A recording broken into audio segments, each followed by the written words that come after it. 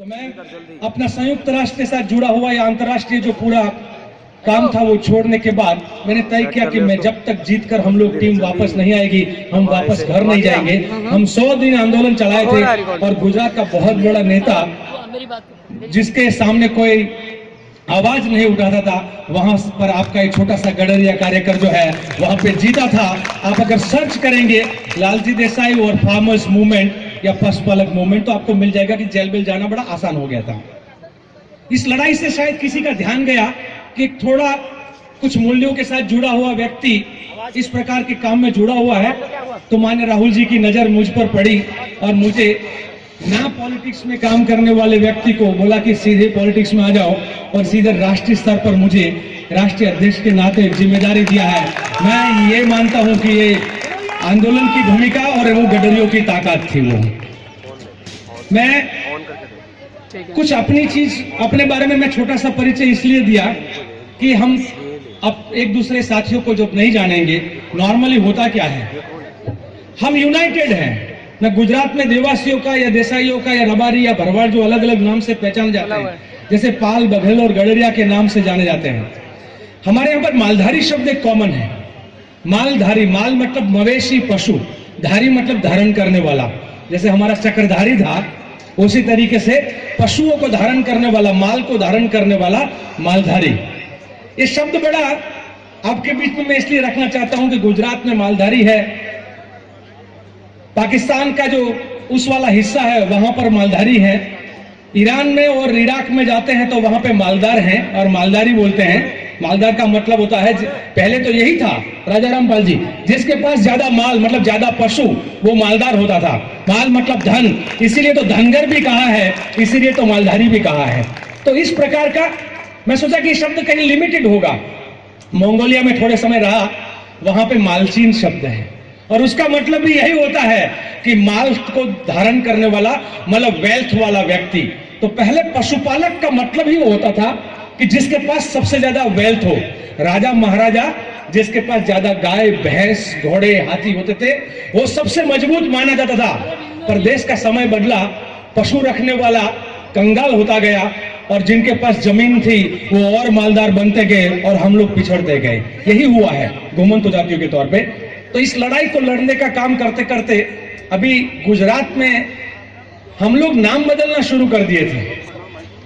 Desai surname रखना बंद कर दिए थे, अपना नाम देसी हो तो बंद। तो एक बीच में एक मूवमेंट चला, नाम छोड़ो, गांव छोड़ो, धंधा छोड़ो और अपना पहनावा छोड़ो।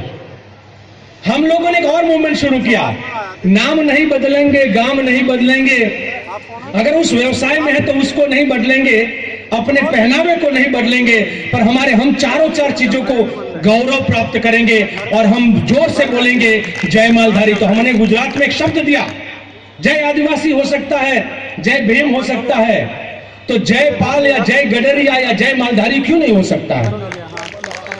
जय मल्हार क्यों नहीं हो सकता है? हम किस चीज की शर्म रखते हैं? तो ये जो चीज है, मैं गुजरात में भी देखता था कि जैसे दलितों में भी हुआ है, दलित प्राइड को जब कम हुआ तो सरनेम बदलने का एक प्रोसेस शुरू होता है और वो ऐसी सरनेम रखते हैं जो सो कॉल्ड अपर कास्ट और सो कॉल्ड सुधरे हुए लोग हैं। तो उससे कॉपी मारने का जो सिलसिला बहुत जगह पे शुरू हुआ। तो मैं गडरिया समाज में भी देखा हूं, पाल बघाल में भी कुछ जगह पे अपने आपका पहचान करने में बीच में एक शर्म का थोड़ा अपने आप को पिछड़ापन। गुजरात में भी यही था, राजस्थान में भी यही था। तो ये बोला कि जब तक हम पास्टरल प्राइड, तो मैं जब बुक देखा यहाँ पर गडरिया गौरव, तो मुझे सही में गौरव हुआ कि हर समाज को अपने आप के, अपने समाज के बारे में गौरव होना चाहिए। हम किसी की कंपेयर में नहीं, हम जातिवादी नहीं है, पर हमें अपना गौरव होना चाहिए।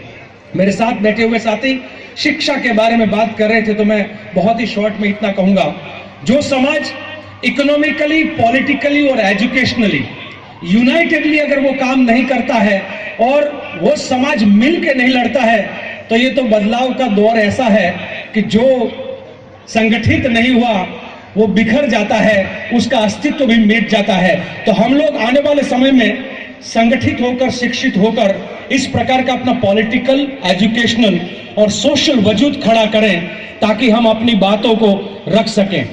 यूपी में, एमपी में राजस्थान में, उधर महाराष्ट्र में इतने ज्यादा नंबर में होते हुए अगर पॉलिटिकल प्रेजेंस दिखे तो हमको एक एमपी दिखता है, कभी दिखता है कभी नहीं दिखता है, कहीं एमएलए दिखता है कहीं नहीं दिखता है। एजुकेशन इंस्टीट्यूट में देखें तो कोई और दिखता है। तो ऐसा क्या करें मिलके, जहां पर हमारा छीना गया हिस्सा, हमारा छीना गया अधिकार हम सबको बराबर मिले और हमारा अपना समाज होने के नाते हमको प्राइड हो, गौरव हो, हम लोग मिलकर काम कर सके। मैं आगे जाकर इस समाज के बीच में और साथियों के बीच में मिलना चाहूंगा, आना चाहूंगा।